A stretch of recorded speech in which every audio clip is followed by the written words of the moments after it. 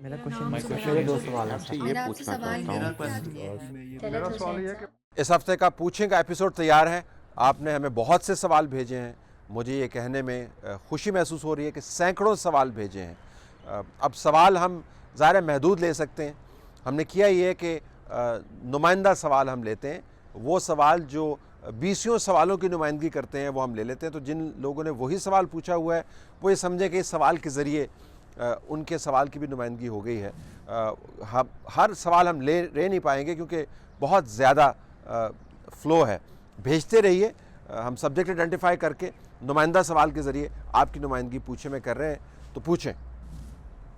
شاہ صاحب میرا کویشچن آپ سے یہ ہے کہ پچھلے بادشاہ چیف جسٹس صاحب جنہوں نے کہا تھا اپنی آخری تقریر میں یا اس سے پہلے کہ اعتزاز حسن صاحب کا وہ کیس کبھی بھی پاس نہیں کرتے تھے, اس کو کبھی بھی جو ہے نا اس کے حق میں نہیں فیصلہ دیتے تھے. تو یہ زلفی بخاری کا جو کیس ہے یہ کن صاحب نے لڑا تھا اور ان کی کس کے حق میں آیا تھا؟ نمبر 1. نمبر 2, یہ بھی رومر بڑا عام ہو رہا ہے اب کہ چیف آف آرمی سٹاف جو ہیں وہ اگلے 3 سال کے لیے ان کو پکا کیا جا رہا ہے. تو پلیز ذرا اس موضوع پر بحث کیجیے گا پلیز. Thank you. الفاظ کے چناؤ سے قطع نظر چیف آف آرمی سٹاف کو ایکسٹینشن دینے کا معاملہ بنی گالہ میں ڈیبیٹ ہوا ہے. عمران خان صاحب نے اس کے اوپر اپنی رائے کا اظہار بھی کیا ہے اور میری اپنی اس وقت تک کی خبر یہ ہے کہ وہ مائل ہیں ان کو ایکسٹینشن دینے پہ. ان کو لینی چاہیے نہیں لینی چاہیے وضاحت میں بعد میں کر دوں گا. ان کو نہیں لینی چاہیے.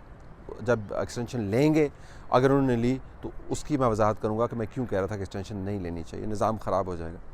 چیف جسٹس صاحب جو گئے ہیں ان کے بارے میں تو ان کے اپنے کولیگز کی ججمنٹس جو ہیں سر چڑھ کر بول رہی ہیں. میں اس سے زیادہ کچھ نہیں کہوں گا.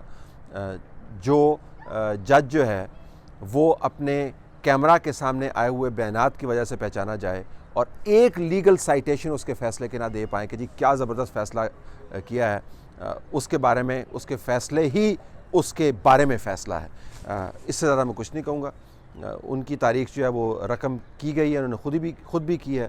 اس کے تجزیے آتے رہیں گے جیسے انہوں نے کیسز کو ہینڈل کیا ہے. وہ جب تفصیل مزید سامنے آئے گی تو آپ کو مزید پریشانی ہوگی. طلعت بھائی یہ میں دبئی سے سوال پوچھ رہا ہوں, اگر اسٹیبلشمنٹ کے پاس عمران خان کا آپشن بھی خلاص ہو گیا تو پھر کون سا آپشن بچا ہے ان کے پاس؟